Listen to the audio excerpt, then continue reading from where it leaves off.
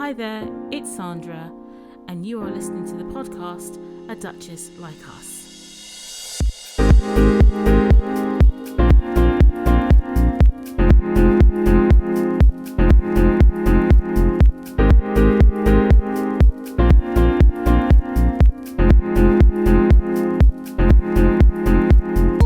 Hello, and welcome to episode 16 of A Duchess Like Us, a podcast that reports positively and fairly on Meghan, the Duchess of Sussex.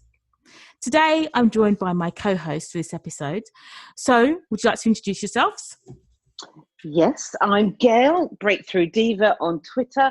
Still 16 episodes in, still supporting the Sussexes, otherwise known as the Sussex Power Players in my book now. Yay! And I'm Nelly, your foul-mouthed sister from over Hadrian's Wall at Harklestan on Royal Twitter.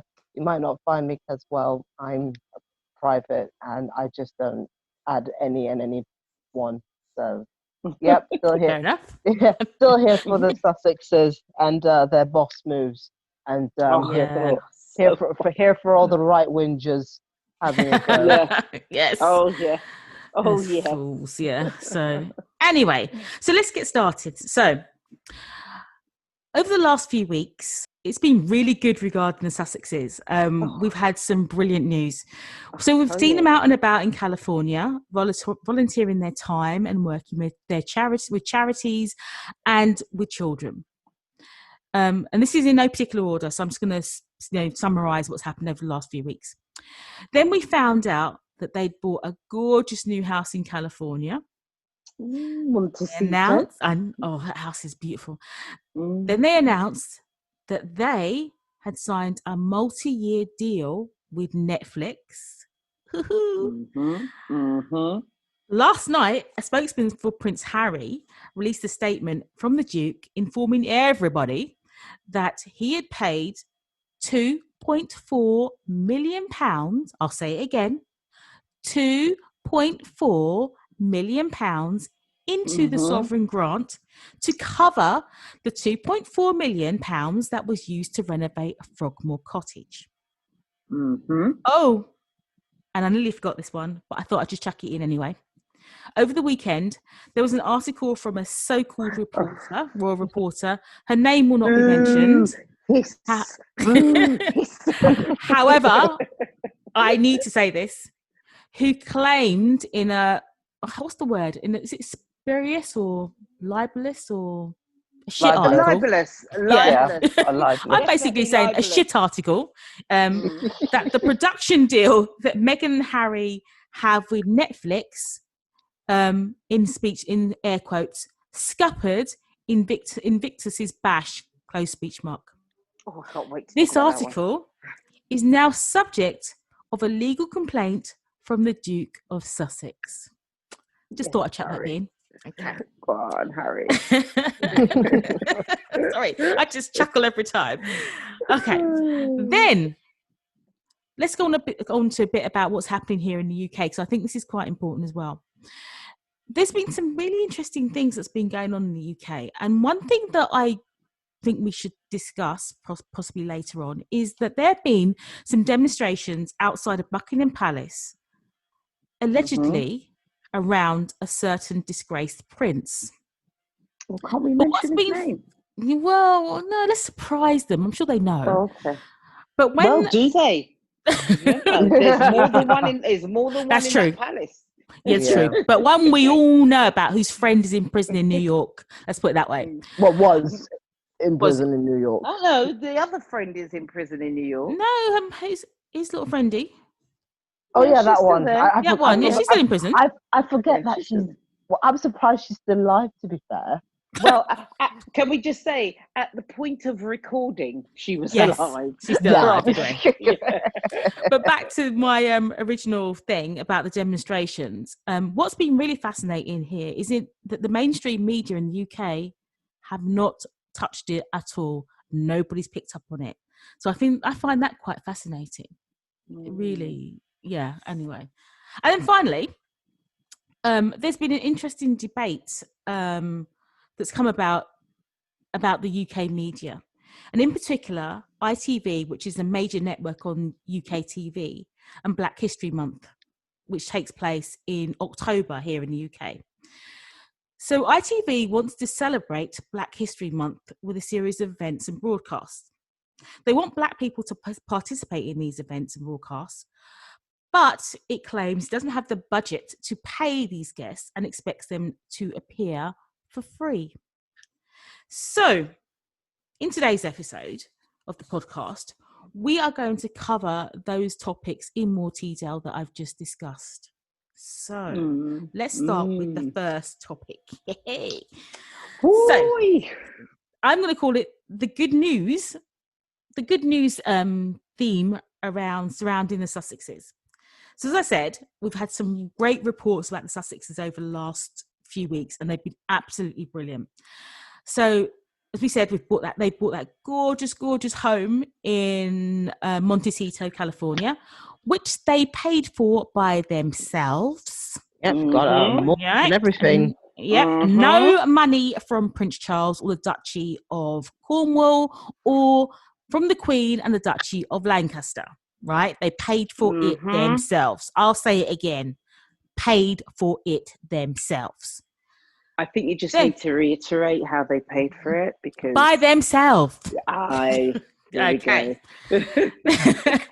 Then they announced, or should I say, their yet-to-be-named production company has announced they had a multi-year and probably multi-million-dollar deal with Netflix.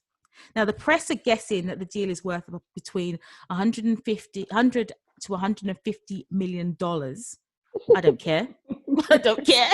They can get as much as they like. If only they knew how production works. I know. And the Sussexes will be creating a variety of different content for the platform, which includes documentaries and family programs. As we said last night, that is Tuesday, the 7th of September 2020, a spokesman announced that Prince Harry had paid the £2.4 million into the sovereign grant to cover the renovations of the cottage. I personally don't think they should have paid it, but there you go. No, I'm glad they paid. I'm glad they paid. I don't think they should have paid it. That's a different Well, they shouldn't thing. have had to pay it. That's, exactly. That's just disgusting. That's on the Queen. That's on the country. It's definitely on that. Let's call him the father. Okay, let's keep it nice and pleasant. Let's call him the father. I don't think they should have paid it, but there you go. That's my opinion on it, because it's a gift, isn't it? You don't pay for gifts anyway. And then that's basically it. What we've had over the weekend, over the last few weeks and stuff. So, ladies, what do you think about those events that I have just briefly summarised? Because I'm sure there's much more we can talk about, but we've only got an hour, so Right. Well, off we go. Okay. Well, my first thing is I'm glad that they have found that they're laying down their roots. I'm also very happy that it's also it's not in Los Angeles. It's away from Santa Barbara or Montecito is about 4 hours away from Los Angeles, and it's it's a lovely part of the world from what I understand, and that house looks absolutely stunning. Was it really 14 million? I don't know. I think it's $40 million, wasn't it, or something like that? They got it on a good deal, apparently. On a good deal. Well, it's supposed to be worth about 25 million, so they got a nice little deal on it. Yeah, I know. Exactly. I know who. I'm happy for them. And of course, it was also wonderful to hear about the Netflix deal. I knew something like that was in the pipeline for them because they are so influential, and listen, they didn't need to be influential. You got to thank the British press for that. Thank you.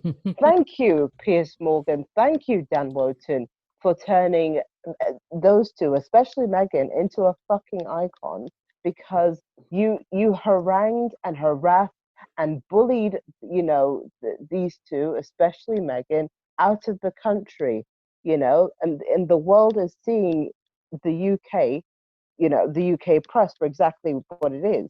Now, I mean, people would occasionally hear, oh yes, the UK press is terrible, but until they actually saw just how bad it was, how disgusting it treated Meghan, it really opened people's eyes up. It's like white people, it's like American white people finally realizing that racism is a thing and police brutality is a thing after George Floyd got murdered. That's what it's been like. Yeah. Yeah, no, Mm. I'm glad that that Netflix deal has come through. And by the way, I just want to say a straight up fuck you to Jane Moore. Oh, That binge who all of clearly, them. yeah, they have no product, they have, they're taking they're taking opportunities away from. Girl, fuck you, because Well, you didn't say anything about the Obamas or anyone. And the Obamas won a goddamn Oscar for that American Factory, that the documentary that was exactly. The produced. documentary. And the Obamas ain't got, the Obamas are literally lawyers come, political figures. Well, Obama, Barack in particular, a massive political figure until that that's they have no quote unquote business being in like the work, having any dealings with the entertainment slash media. But Do there they are. They've got this. They're in. The thing is, Netflix knows influence. No, they see, they see the talent. They see the influence people have. I mean, I'm sure Netflix was following all of Megan's moves and seeing how many people watched her the rock the vote or change the vote video. Isn't that like something got 1 million views or something to that effect? Well, Michelle Obama is like stuck at 37,000 views or some shit like that. I can't remember. I don't have the figures in front of me, but mm. people are watching Megan stuff, and of course, to be fair, a lot of it are also haters who are Well, watching the stuff. exactly. So They've. just you gotta thank you haters for making the Sussexes so damn influential. If it wasn't for you, this Netflix deal would not happen. Thank you so much. Thank you for buying the book. Thank you for reading every article and commenting. Thank you so much. You made this happen. Thank Do you you so know, much. you say that before I comment on the main story, you saying that just reminded me of a comment that I saw on Twitter not so long ago of this hater, clearly this hater who was complaining that Meghan was absolutely awful because she's bought all the clothes that Meghan has worn and they're cheap, and and the book wasn't even that good, and the this and the recipes are difficult to follow in together. So clearly, That's this clearly a white woman, woman as well, by the way. well, No but this offense to our woman, white listeners. but this woman has clearly invested in her hatred of Meghan, right? And it just makes me laugh because maybe I'm just wired differently, but it would never cross my mind to entertain anybody that I don't like or that doesn't Exactly. inspire me. I'm not buying their stuff. I'm not following them nowhere. Today, I had a woman come on my timeline on Instagram. I've got a promotion running throughout September at the moment for female entrepreneurs, and I've used a photo and a quote from Meghan in the promotion. And this woman came on. I don't know why she felt so emboldened, but she actually came on my timeline today to say, I don't see how you can talk about women empowering women when you trash Kate Middleton. And I just blocked her and then deleted her. I didn't even entertain her, because anyone that knows me, that follows me, knows if there's one person that very rarely features on any of my timelines, it's that woman, right? She just does not. I'm not interested in her. So why would she show up? She doesn't show up. So it just made me laugh. I thought, oh, but going back to this main story of our good news month, as I'm calling it, ever since Meghan's birthday. Look, I've got fat because of Meghan and Harry, right? because of so much celebration. There has been so much celebration. You know, in terms of the house, I'm glad that they're financially independent, you know, and to be fair, let's be honest, you know, Meghan was not working in Primark when Harry found her, right? Nope. Meghan, she was not working in Primark, living in some council estate, right? My girl was already well established, well-rounded, and certainly extremely prosperous, right? Extremely prosperous. And, you know, if she had her way, she would have gone into that family with her money, spent her money, and her and Harry build together from there. You can see that's their ammo, because that's what they've done since they've left. It's the way that the establishment and, you know, the royal court, the monarchy, the way all of that is just so archaic and so cumbersome in it, you know, in its effectiveness, that of course she had to be part of the Duchy of Cornwall, you know, that Charles had to support her because he supports, you know, it's duty. It's written in the constitution almost, that the monarchy or the monarch's heir through the Duchy of Cornwall supports the sons and their families. You know, the sovereign grant, it's written in the constitution that it's used to renovate the old Bruckdown cottage that they wanted them to live in. You know, so the fact that they've paid it back, I'm glad they've paid it back, right? Because all this has done is keep continually expose not just the press, but those members of the British public that agree with the press. You know, it's never been about the cottage. It's never been about taxpayers' money, because it was never taxpayers' money in the first place. It was the sovereign grant. Gone right back right? into Betsy's Right. purse. Exactly. It was the sovereign grant. You know, it's not about those things. Now they're talking about titles and paying back wedding money and all this foolishness. Just say it with your chest, man. The woman's got black blood. You don't like it. How dare she? The audacity of this black woman to big up herself in the palace and the royal family. Say it with your chest. You know, it's and that's all it is. You can. And people like Jane Moore and Julia Hartley Brewer and Pisshead and all those other people, they are going to talk, and they're going to talk, because what you have to remember, it may not even be their true opinion. I heard somebody who's quite vocal, very outraged, in fact, about Harry and Meghan, actually say, I really quite like them, but you know what? They pay the bills. Whoa. Did they say that on Twitter or? No. That was a private conversation. But it just goes to show that people will sell themselves, right? They will sell themselves for their mortgage payment, you know, for their rent payment, their car payment. They'll sell themselves. Yeah. You know, they will. So, and that's what it's always been about. It's clickbait. And as for Netflix, look, branding is about recognition. Okay. And branding and brand are not the same. Branding's about recognition. But when you have a really strong brand, commercial branding, coupled with another strong, compelling and magnetic personal brand, where you've got connection, you've got charisma, let me tell you, that's explosive. And Netflix found that. They knew that from the moment Harry and Meghan announced in January that they were stepping back, their content manager, Ted, whatever his name is, Serranos, whatever his name was, he made it really clear. I remember in that article that came out via the press association, he said, we will be interested in speaking to them because they will have lots of interesting content. They never need produce anything about the royal family if they don't want to.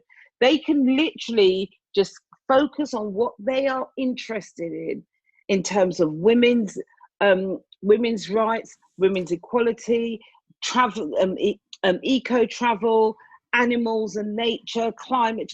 They can just focus on that and make an absolute fortune, you know. And what makes me laugh, my final point on this Netflix deal, is it makes me laugh. People are bandying figures about 150 million, $200 million. At the end of the day, that's only the starting point, because there are loads of other royalties, let's say, that go on top of those production deals, right? That we, the general public, have got no idea about. and they don't have to know a damn thing about production. How many times have you seen executive producer? Mick Jagger was the executive producer on some documentary just the other day. He also did. He also produced "Get On Up," the James. Right, exactly. The James Brown movie. Chadwick Boseman himself. God rest his soul. Exactly. He was executive producer on lots of different projects. Meghan has been in her industry for many, many years. Many, many years. Do you not think that she knows how production works? Do you not think that she knows about being behind the scenes, about being behind the camera as well as being in front of the camera? Acting is not a job where you just turn up, say a few lines and go home. It's artistry. So whether they have more, between her and Harry, they have more experience than Michelle and Barack had. Mm-hmm. So people who were saying, oh, but they don't know anything, they've taken jobs from whatever. The great thing about production is that unlike the director who's sitting in the chair and making the movie, and production has a lot of control in terms of talent. They can hire who the hell they like. Yeah, exactly.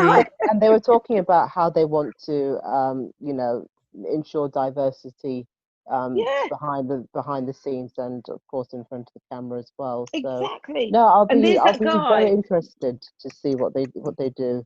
And it will be interesting. But have you noticed? There's a guy who does their photography. Matt Sykes, his name is, black guy. Yeah. Who had heard of Matt Sykes before? Now he's part of their team, okay, or part of their rota at least. And he's starting to get big gigs. If you follow his Instagram, you'll see that kind of spotlight has been really good for him. Mm-hmm. And that's what it's about. It's not about paying lip service and having, which I know we're going to touch on a bit later on when we talk about Black History Month, but it's about really harnessing, nurturing, and giving those communities opportunities that they really would not have had, and putting them on a larger scale, on a larger stage. Yeah, and I mean, this is my hope. They're not stupid, that couple. This is what makes me, the UK press annoys the shit out of me. They carry on like Harry's an idiot. Harry's not stupid. They carry on like Harry's. He's not stupid, and Meghan's not stupid. Why do you think they got into production? Because that's where the money is. That's where the control is. That's how you make you make millions more. You can do more by being the executive producer or the producer, whatever it is. It's all very nice being the director and getting the glory, but when it comes to going to years down the road, it's the producers who have got the money, who have got the influence, and they're the ones who hire the directors, not the other way around. So I just think it was a brilliant move. As people said before, I saw this coming from the moment they said in January they were stepping down. I knew this is the way they were going to go. But if they didn't, that's their business. They can do what they like. I don't really care. But it's just, for me, the whole situation has been game, set, and match. Game for the house, set for the Netflix deal, and match for Frogmore Cottage. I was like, yes, done. Let me tell you, done. That was just slam dunk, man. That was wasn't it? And the thing is, I remember when I read that article on Sunday. Well, I didn't read it. When I saw the headline on Sunday, and I thought, oh my God, this is going to be a lawsuit. I just know it. But I thought, well, maybe now that they're settled, maybe not. But I thought it's got the makings of a lawsuit, and that was it. My guy just paid his money and then said, oh, and by the way, bam. Yeah, but for me, that was the icing on the cake. It was just like the icing on the cake for everything. So it was really good. So as I said, I've been cackling all weekend. I've been laughing. I was so happy last night. I was like, what else was also hysterical to see? Well, even before them saying that Harry confirming that they've paid up. They also confirmed that they weren't taking any money from Prince Charles, and to see Emu the Seer was like, it's funny that they're saying that now because, Clarence House was saying, and I'm like, yes, Clarence House was saying that, not Harry and fucking Meghan, not from their people, Clarence House, because of, Charles has to look somewhat relevant, or at least look like he is, doing something with regards to the couple. No, he ain't doing jack shit. Maybe He's horrible. Maybe he bought some nappies or some shit. But other than that, He ain't bought nothing. He ain't bought nothing. I'll tell you what Charles has bought. A bumper pack of tampons. Right? Oh, shame. That's what Charles has bought. I thought I was the one that does the dirty jokes. God damn. You're rubbing off on me, Nelly. Oh my God, that's a good one. Honestly, it is. Oh, it's horrendous the way that family have treated them. But if we go down that road, we'll be here all night. But I think anyone with a modicum of common sense can see exactly why Harry and Meghan are as tight as they appear to be, what they've bonded over. I'll never forget that joy on Harry's face during the engagement interview.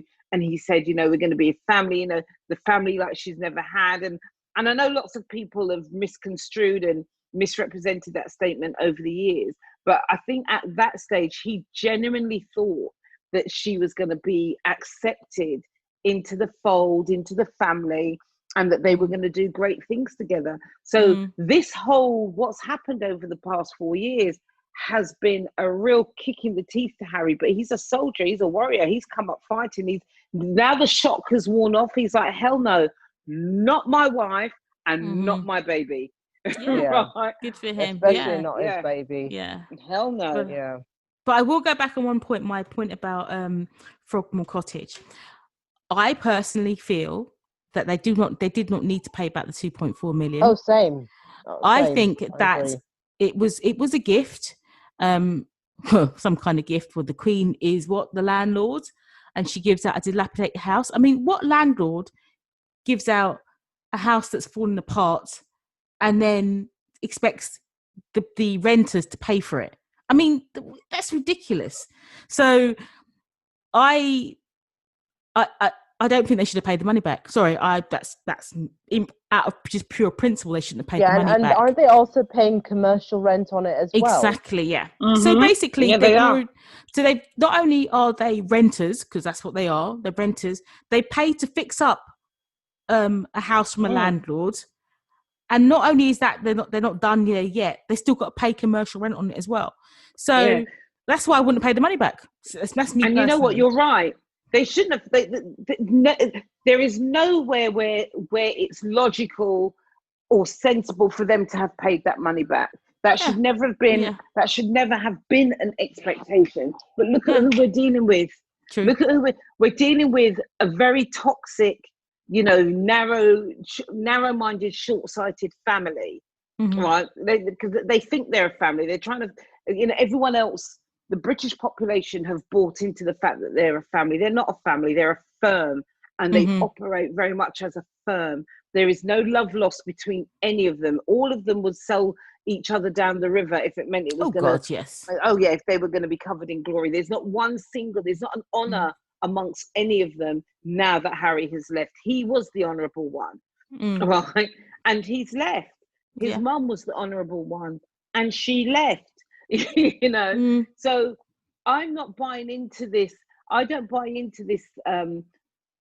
They shouldn't have paid, because I don't think they should have had to have paid it in the first place. No. But for the way the situation was allowed, and again, it's back to that family. And this is why that man, the father, he will never ever get any kind of reverence or support from me as a British citizen, king or no king. None of them would anyway. I'm a Republican now, genuine Republican, not like our mate Graham Smith. But anyhow, right? Fuck that guy too. Yeah, but but they won't get any kind of support or empathy, sympathy from me, because what father allows their child's family to be hung out the way they've been hung out over the past 4 years? But more importantly is over the past what, 5 months, 6 months since they've gone. How long has it been? March. Where are we now? Past 6 months. So after the past 6 months since they've been gone, and seeing the way the press have ramped it up, and they're not even here. And you're telling me that as a father, as a grandmother, that you can't say, and you're apparently the most powerful woman in the world, apparently. You can ring ABC to tell them not to broadcast anything about Andrew so they can keep access to, the brother and his wife. But you can't say to your local newspapers, your national newspapers, hey, hold on a minute, you've overstepped the mark. Hell no. That's disgusting. The past 6 months have been absolutely diabolical. And anyone that can still look at that royal family with reverence, I'm telling you now, to your face with all my chest, you're a damn racist. Because how you can accept and excuse that behaviour, I don't get it. I don't see it. Explain it to me. I don't get it. Yep. And in my opinion, they I mean, a lot of people said it, they're all working in collusion.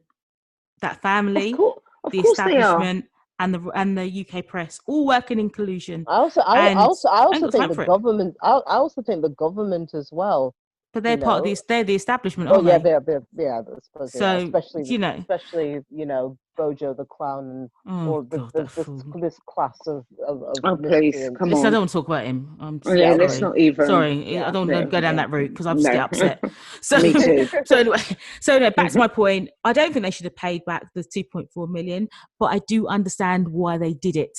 Yep. And so when they come back in, was it March or whenever the Rugby World Cup is on, no one can say shit to them because they are financially independent. They owe people nothing. Nothing. They can come and go as they please. You can't say jack shit to them. So I can understand why they've paid it back. I just personally, I wouldn't have paid it back because they didn't need to. And that's my opinion on it. Yeah, so there you go. Anyway, got anything else to say on that, or shall we move on? I think we're ready to move on. Yeah, I think we're ready to move on. But yeah, just overall very happy that they've cut off what for the most part have financially cut off the toxicity in their life, and fun and games that awaits us now. Well, we're gonna. Look, to anyone sensible, there's nothing left. Yeah. But to our right wingers, and all our Karens out there and the Sunflower crew, that they're now gunning for titles rubbish. And you know what? I want them to get into the title thing. You know why? So do I. Because if they take away that Duke and Duchess of Sussex, I mean, let's be honest, Harry and Meghan couldn't care less. They don't care about titles. They don't use them. Even those who support them don't use them. But just for them to, but which they can't anyway, because it's a whole parliamentary treaty that they'd have to go through to have the titles removed in anyway. But if they did, madness took the Queen and she decided, okay, right, if they did, for me, that would be the biggest own goal ever. Because instead of being the Duke and Duchess of Sussex, they will be Princess Harry. Henry. Princess Henry. That's right. That's right. Wales. No, Windsor. It would be Windsor. No, it's Wales. It'd be Wales. It'd be Wales. It can't be Wales. The reason why is the Wales is for the monarchy. It's for the heir to the monarch only. So it passes from Charles to William. Right. That's the only way they can use of Wales. It would be of Windsor. Okay. But the funniest thing is that they would be Prince and Princess Henry. Right. Because it's his birthright and her legal right. Yes. So as his wife, yes. So which one do they want? Do they want her to be? I mean, if I was them, I'd stick with Duke and Duchess because Prince and Princess. Yeah. So can you imagine? And introducing when they come back and they're on official engagement, they were, because remember it's only through commercial matters that they're not allowed to use the HRH. So when they're back and they're, you know, on official business, they would be introduced as their Royal Highnesses, the Prince and Princess Henry of Windsor. Brilliant, love it. Go for it, guys. Knock yourselves out. That's going to be so. I was thinking that the other day. I was just thinking that the other day, and it was just like making me laugh. So anyway, let's move on to our second point, which was the demonstrations outside of Buckingham Palace.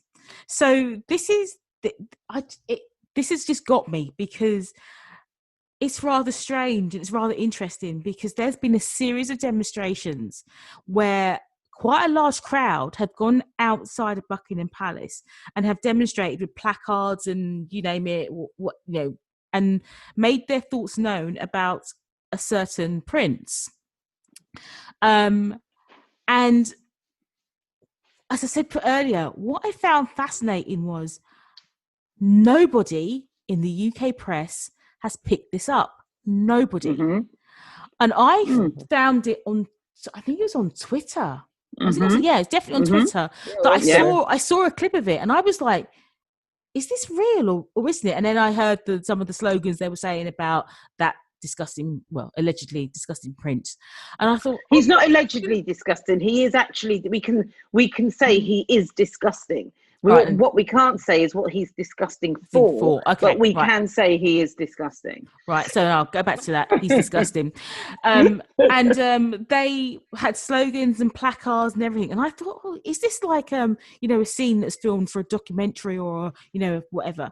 And then I saw actually Metropolitan Police officers there trying to move the crowd on from this Twitter clip. So I thought, okay. And then I think it was over the last weekend, there was another demonstration outside and it was much bigger than the last one. But again, not a word. BBC, ITV, nobody had a word about it. It was like, again, is this real? Or is this pretend? But apparently there's another demonstration on the 19th, which is supposed to be going towards the palace again. So let me see now if that's going to be picked up. Because, why aren't they picking it up? Well, I know why they're not picking it up. Well, you know that there are these are two organisations that just happen to be demonstrating at around about the same time. So you've got Extinction Rebellion and you've got Save the Children. Yeah. Okay. Mm-hmm. So, and they just happen to be happening around the same time and having common themes. So they say. So last week we had Extinction Rebellion that shut down some of the newspapers, like the Sun. Yeah. Right, which was brilliant. I just thought great stuff. Okay. But we also had, so they had the Extinction Rebellion were the ones who were outside the palace last weekend. And we also had Save the Children who were in Piccadilly Circus last weekend.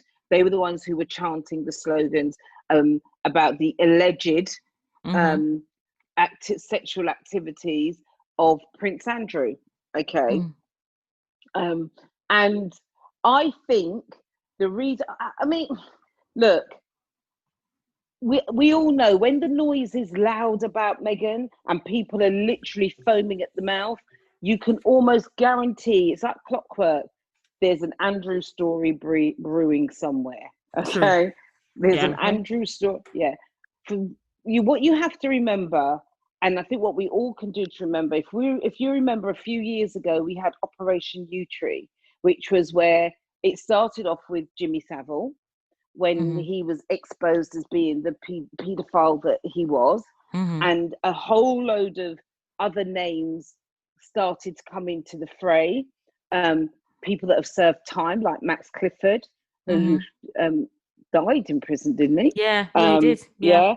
Rolf Harris, Stuart Hall, all these people lots of people were taken in for questioning, some not charged and some charged. But what you have to remember that started with Jimmy Savile. Yeah. And look how many people ended up going to prison and being charged. So can you imagine with this whole Epstein thing, the amount of people that are involved?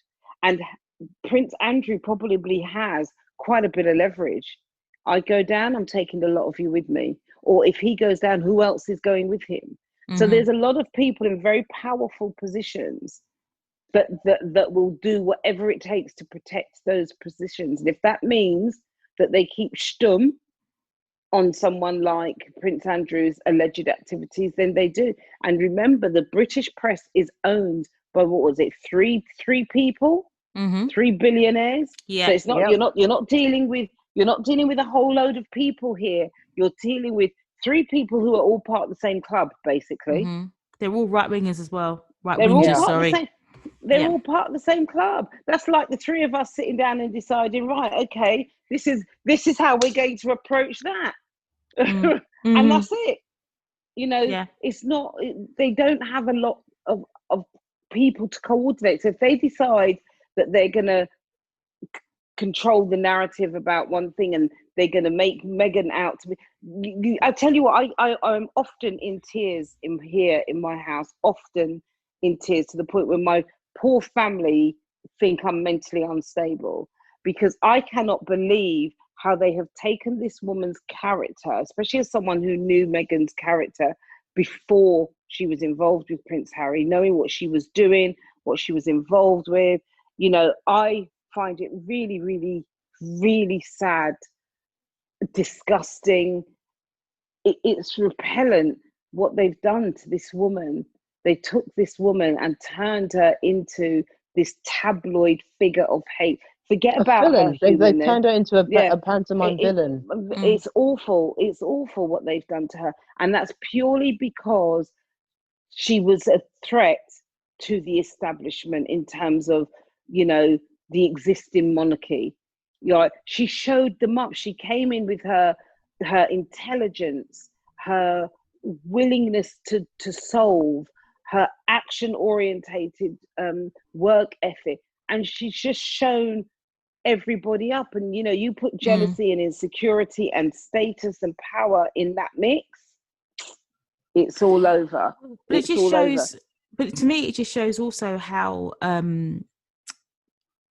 backward thinking they are. Because if you had if you were in a proper organization, a proper business, or or a proper organization, and you had a superstar like that, you push them forward, and then you as a company, you pick up your game, because this is your superstar.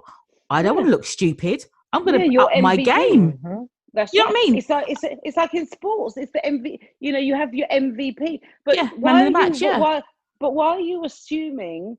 Why are you assuming that these are intelligent, rational people? You know, they're not intelligent. You know, they are people who have been cosseted their entire lives. They come from, their genealogy is one where they've never been out in the outside world. Do you remember? I don't know if you guys remember. There was a movie. I remember it from when I was growing up, and it's been remade a couple of times. The Prince and the Pauper. Right. So you had like these twins, basically. One grew up as the prince and the other one grew up as the pauper, and they meet and they decide to swap lives. So the prince goes outside of the palace gates for the first time in his life, completely inept, never known anything like it. And that's exactly what these people are like. They don't know anything outside of their gilded cage. Someone like, and even when you've got the outsiders, so to speak, that marry in, they're so cosseted. Poor Diana was 19? She was 16 when she met Charles, you know, and plus she'd known Charles her whole life, but you know, when she started to show an interest, so to speak, 19 when they got engaged, 20 by the time they got married. What does she know about life? You know, she knew more than them. Let's put it that way. But she knew more than them, and that's why she stood out. Now imagine that. Even at 19, with her limited experience, she still knew more. As for the other one, her whole life was geared around meeting her now husband and deferring her university so they would meet. And she's just basically laid down herself. She's laid down herself for the family, and it's just do as you will. What, you want me to have another baby? Yeah, sure, okay. You know, and I feel sorry for her in some respects, as woman to woman. I don't. But then I also have to respect that that's the choice she made for herself. You know, that's the choice she made. And you know, you've got these other people that will sell their soul just to be part of that gilded cage, and when they get in there, they realize it's not all it's cracked up to be. Sophie and what's the other one? Fergie. You know, these people don't know. They're not intelligent. They going to university and studying at uni, right? And Fergie going especially. to university and studying at university are two completely different things. So even though they do that, oh, we went to university, so we were like one of you. No, they're not. No. Didn't Prince Charles have his university course specially customized for him? Basically, he's one of a kind, but he did his course. I don't know if Prince Andrew went to go to uni. No, he didn't. Yeah, no, he went. No, he didn't go to the Navy. Uni. He went straight into the Right, Navy. okay. He made his career in the Navy. Right. So you've got what? Only Charles and Edward went to uni. Only Charles and Edward. There you go. Yeah. And Says William. it all, but then as I said, Prince Charles had his course made for him, one of a kind. So basically, he just turned up, got his degree, and left, didn't it? You know. There you go. So and William, but okay, I want to be really objective. From what we've seen of William, his character and his behaviour that has developed over the years since he was 15, 16. Do you honestly believe? I don't even want to. Do you honestly believe, or could you say with any real authenticity that he's a worker? No. I think even William was quoted as saying that his father thinks that he's the laziest man in the world. Do you remember? That was on that Duchy. That was on that Duchy of Cornwall documentary. Yeah. Mm-hmm. There you go. So, and has Charles not just said that he's going to be selling it so that there's nothing for William to take over? Oh, shame. Yeah, really? I said that came out not that long ago, that the Duchy of Cornwall, Charles was either selling it or doing something with it so that there's nothing. I don't see him doing that. I remember at the time thinking, didn't they just... You mean the Duchy of Cornwall business? Do you mean his Duchy foods? You mean that thing? Yeah. Right, cool. Because you can't necessarily sell the Duchy of Cornwall. No, exactly. So I was thinking that's something that you inherit.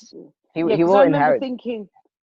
I remember on that documentary, I remember Charles saying, they were saying that, oh, isn't it wonderful that William's going to be taking it over, and he's been in the fields or something with the organic vegetables or something.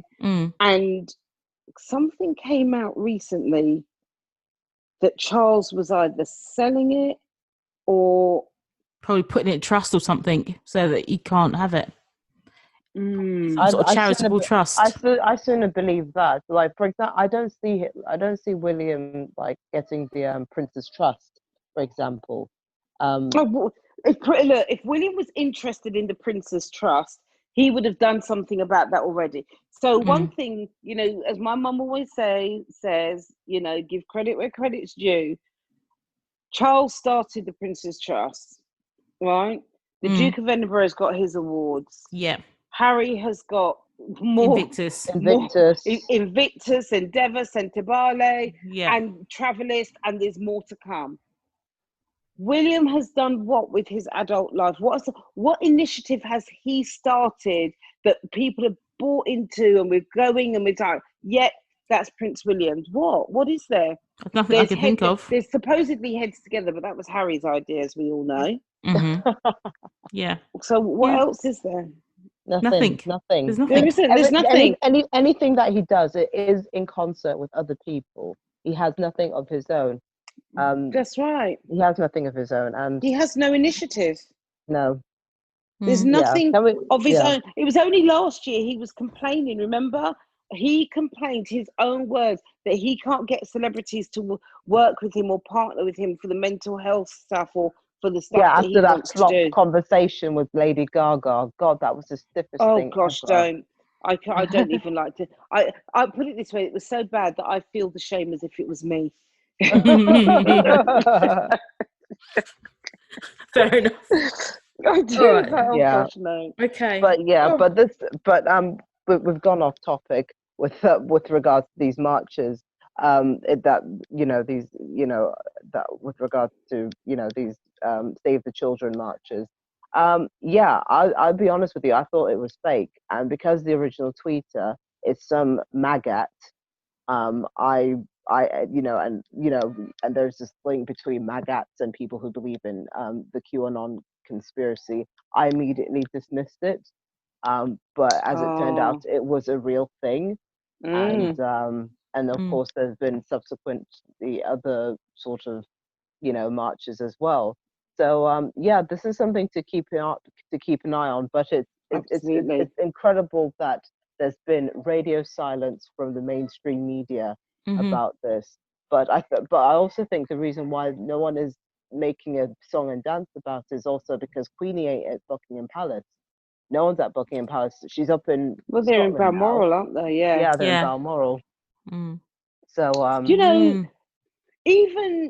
even that. Well, I think even if she was here, they still wouldn't say anything about it. They will have a news blackout on that because yet again, it's bringing attention. I'll tell you what the real story is about all of this. Yeah, the paedophilia, the alleged paedophilia is awful, and they've been talking about royals being involved in paedophile rings for years. I mean, there was only that article just a few years ago, 2015, that the Independent wrote about, that said that a royal was being investigated as part of a paedophile ring. So that's not new news.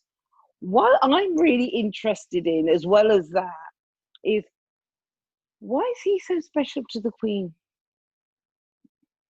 Who? Andrew. Why is he? She's got 3 sons, and he's not the oldest. He's not the youngest. He's the middle one. So why is she so? Edward has got himself into all kinds of scrapes over the years, and she's still, and he's the youngest, and she's not been as resolute as she has been for Andrew. So I will ask myself the question: why? What's so special about Andrew? No idea. I have no idea. Just putting it out there. Yeah, I don't know. Answers on a postcard, please, because there's clearly something. Everyone has acknowledged that he's her favourite son, but people have favourite children, but there's normally a reason. Either they're the youngest, they're the baby of the family, or they're the firstborn, or they're the most gifted at something. What? Considering what his character is very well known to be, I'm surprised that he's the favourite. He's also the one that looks like her the most as well. Maybe it's a vanity thing.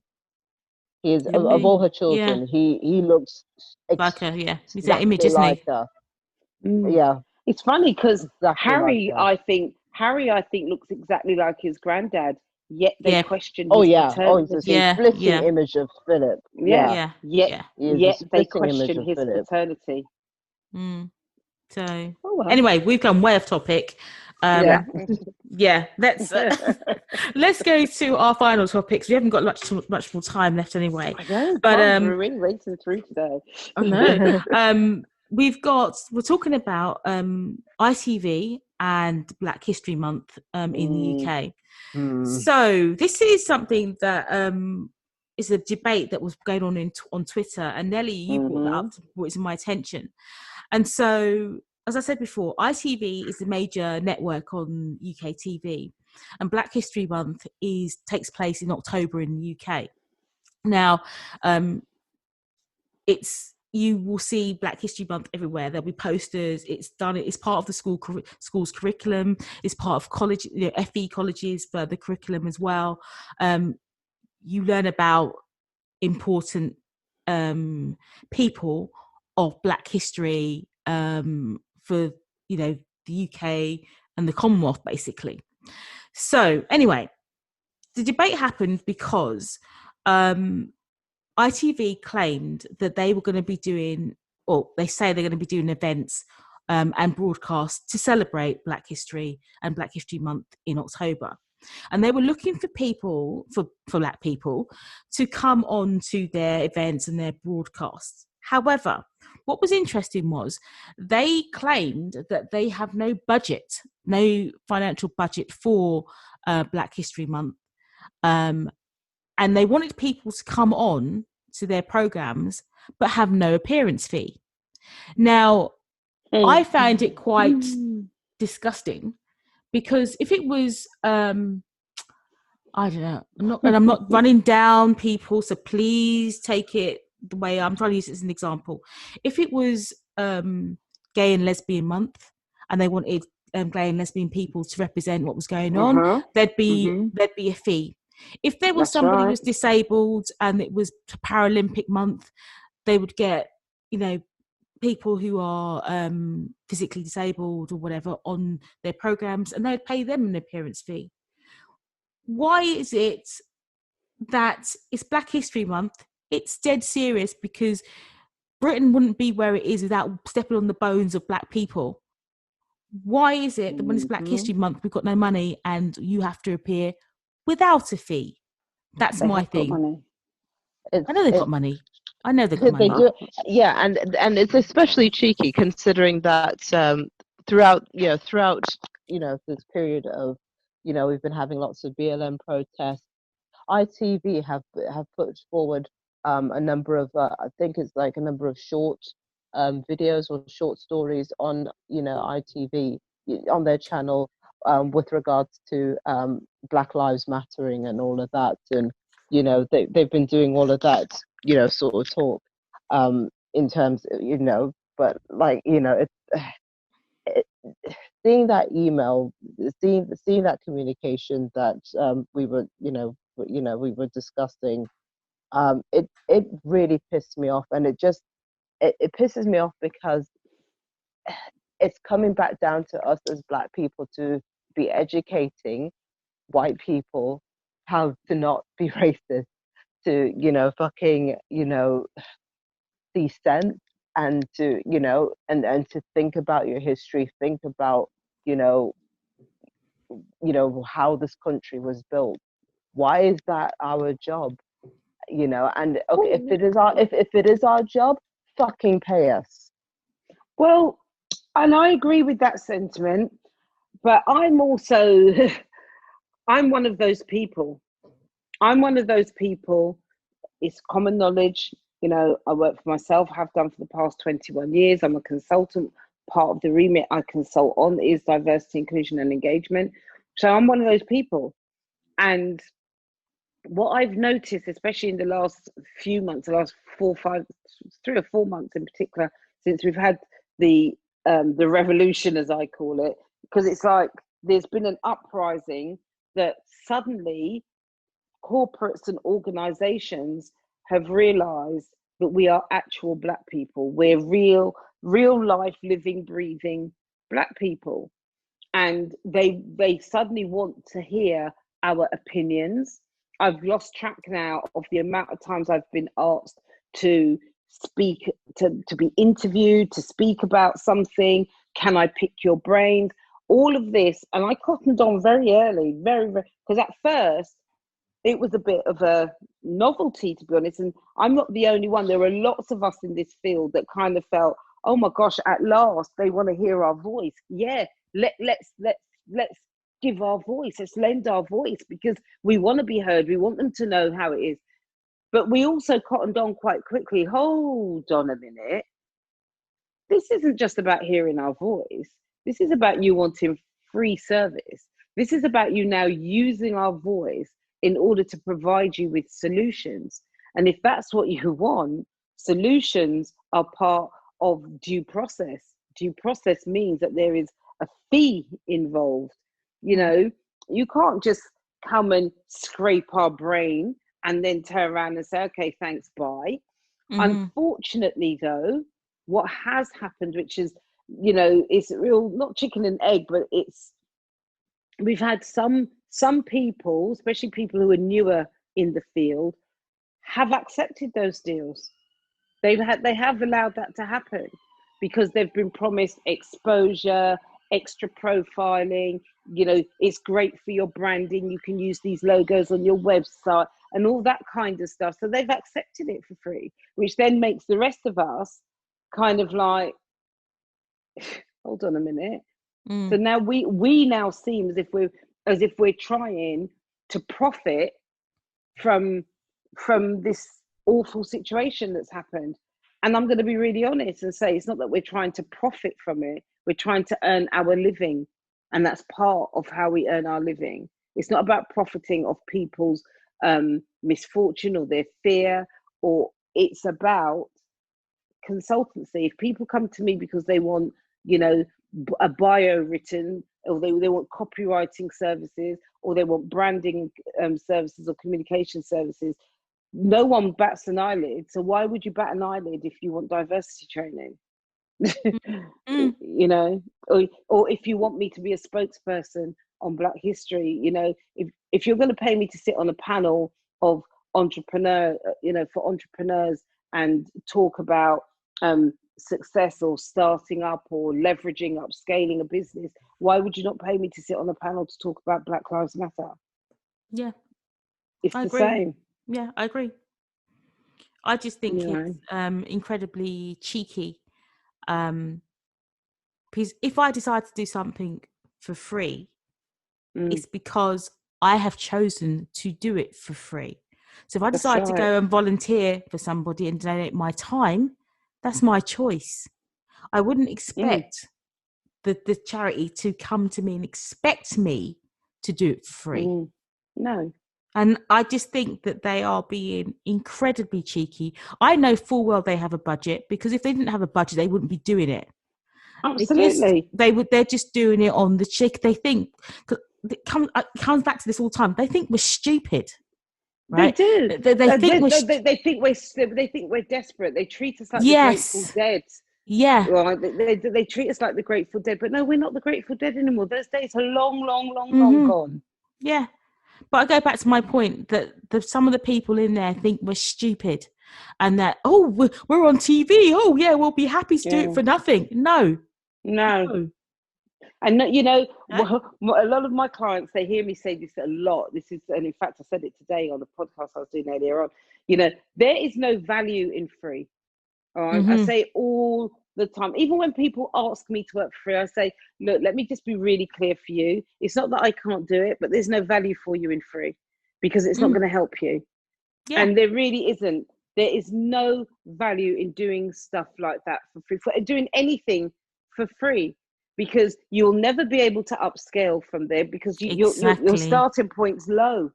And everyone will then expect you to carry on doing it for free. To carry on, exactly. But not only that, I know for a fact, I've seen this happen, whereby I have been told, I'm really sorry, Gayle, we have no budget for that, or our budget's really small, or we can only pay you, a small amount for that.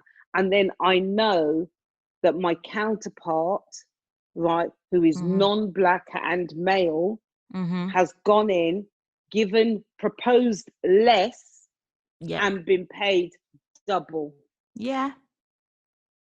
That has happened many times. So the same job that they're telling me they have no budget for, they have limited budget, they've suddenly found double the budget to pay a non-Black person. Yeah. And especially a male. Yeah, I hear that. Yeah. So no. And it's time for us, all of us, as Black people, people of colour, whichever is your preferred term, but it's up to all of us to turn around and know our value. We've got to know what our worth is. We've got to know the value we're bringing to the table, and we've got to be prepared to embrace that and stand up for it.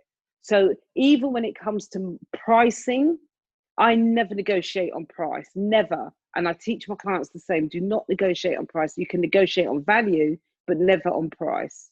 Yeah, never. Because the moment you sit there and you start justifying your price, you've lost. You've lost. You already lost. You have to. This is my price. It's $1,000 or whatever, £1,000 to do a particular service, and that's it. It's £1,000. I'm not arguing with you for you, because the same way you go, if a plumber came to your house and said, "Oh, that drain, it costs £200," I am not going to sit there with the plumber and go, "Oh, really? Could you do it for $150?" Listen, exactly. Do it. You pay the man the money. Again, how many going to Sainsbury's and ask Sainsbury's, try and negotiate with Sainsbury's and see how much shopping you come out with, and that's what I take. I operate like Sainsbury's, right? You can pay whatever you want, but how much you get will depend on what you've got. Yeah. So if you've only got £10, you only get £10 worth of shopping. If you've got 100, you get £100 worth of shopping. Simple, isn't it? It's very Mm-hmm. simple. Yeah. So don't let anyone come to me and say to me, oh, can you work for free? I must republish my article on that. Yeah. Do you think anyone would try and approach any of us to like speak on the Sussex? I think about this on a daily, you know. I mean, there's got to be people out there who do, because we do have people that listen to our podcast. I wonder how many of them. And look, well, I know that majority of them like to go for the crackpots, who are the anti-Meghan, anti-Sussex. I was going to say we're way too sensible for them. Yeah. we're way too sensible. Way too sensible.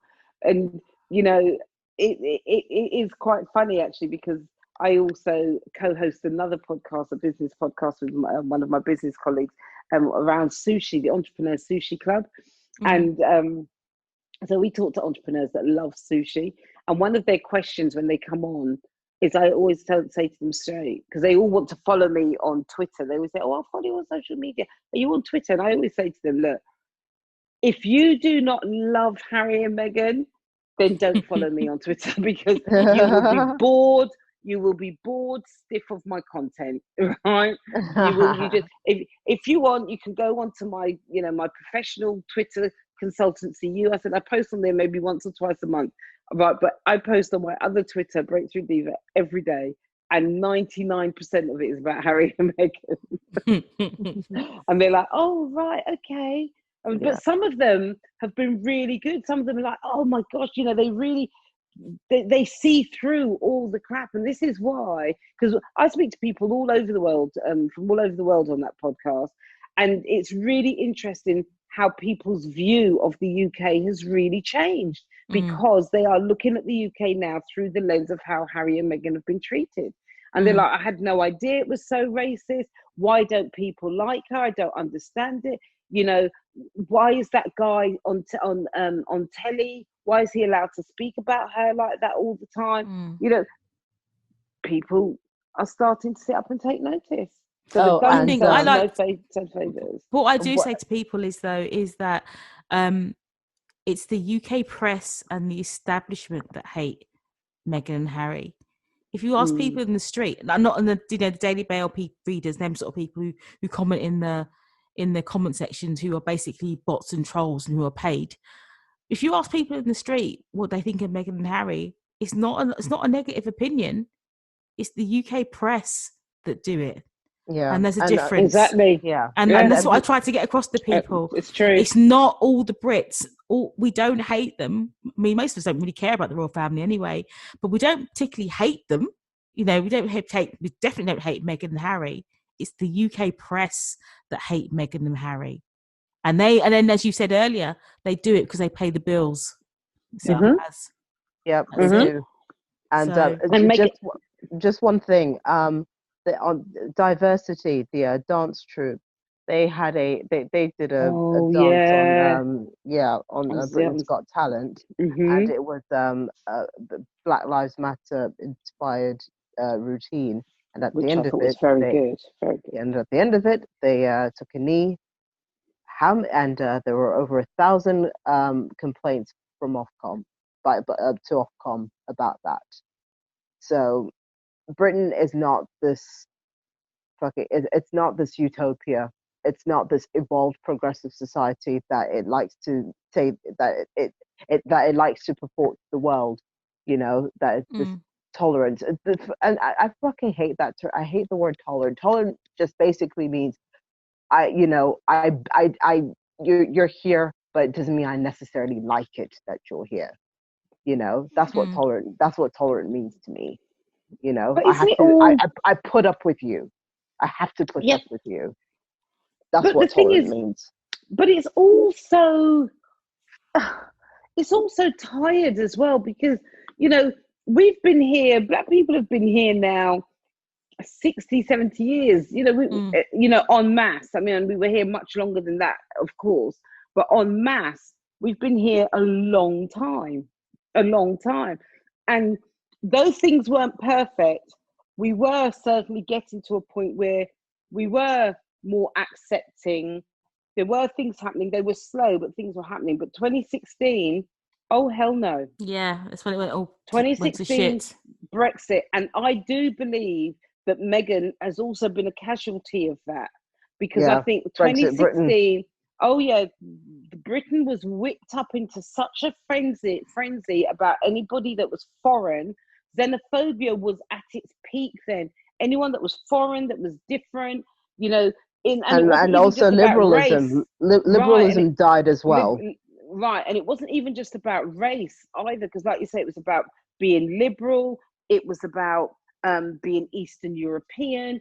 But it was it just tipped over the edge in 2016, and that's when Meghan was revealed to the UK public at that time, in that environment, and it was like, it's too much. So now, not only are the Europeans trying to steal our country from us and tell us that we can't have, you know, crooked bananas and that we can't eat our chips out of newspaper anymore, but now we've got this black woman coming from America, trying to tell our royal family what to do. Because remember, the narrative at first was always that she was going to change the monarchy. She was here to shake up the monarchy. Oh, we're not having that. Who she thinks she is, little upstart. The poor woman never stood a chance from day one. Yeah. Well, in this climate, she never stood a chance. Maybe if it was maybe 10 years earlier, it might have been different. But not in the situation we have now. I don't even know about that. If I'm being honest, I don't know if. No, because we had before that 2012. We had the 2012 Olympics. would have been that perfect. time was our utopia. Yeah, it was brilliant.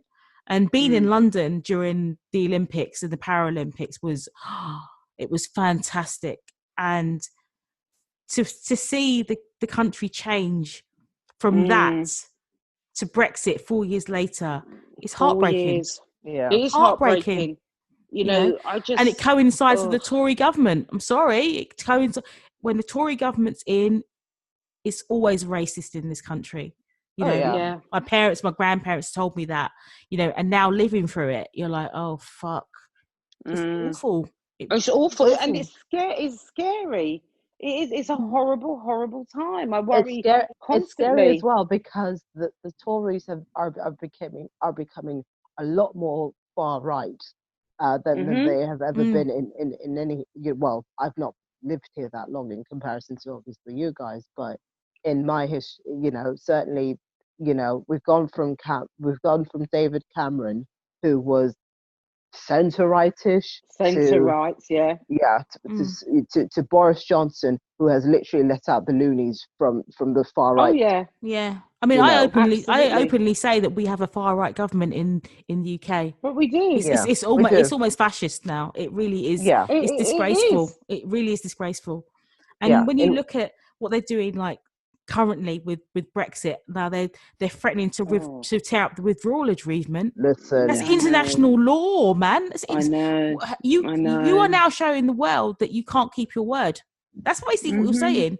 All I'm saying to you ladies, is that when Scotland gets its independence, you are more than welcome to come up. Yeah, I'm coming You're up more than welcome to come seriously, up. I'm coming up. No, I'm seriously considering it. Also, we also need the black people, because it is white as fuck up here. So. I'm seriously considering retiring to Scotland. Yeah, I know a lot of people are. Right, that is and I'm just waiting, to see if you guys have the referendum and you get your independence. Because if that's it, I'm like, well, sell my house in London. I could probably get one 3 times the size for half the money. You'll get a flipping castle in Scotland. You will get a castle. That is, I promise you that. That's exactly what my sister-in-law did. She sold up in the south, and she moved up and got it's not a castle, but a very substantial property. Yeah. So, it's very sad in London at the moment. It's very we don't know what's going to happen, basically. Yeah. Brexit is around the corner, and we're going to be fucked. Excuse my language. We are screwed. We are screwed. Completely. Of course we are. So Anyways, with that, I think we should end. Okay, so that's it for this episode. Thank you so much for listening, and thank you to my wonderful co-host for joining me. I hope you've enjoyed it as much as I have. Don't forget to send in your questions and or topics that you'd like to have discussed on future episodes. If you'd like to be a guest panelist on the podcast, please reach out to me at hello@duchesslikeus.com on email or DM me at duchessus on Twitter. If you like what you've heard today, please hit that like button and subscribe to the podcast. Also, please share this episode with anyone else you think would be interested in listening to us. And if you have time, I'd be grateful if you could leave me a 5-star review on Apple Podcasts, as it helps more people see the podcast. I really hope that you've enjoyed this episode and that you'll come back for more. So I'll see you next time. Bye. Bye.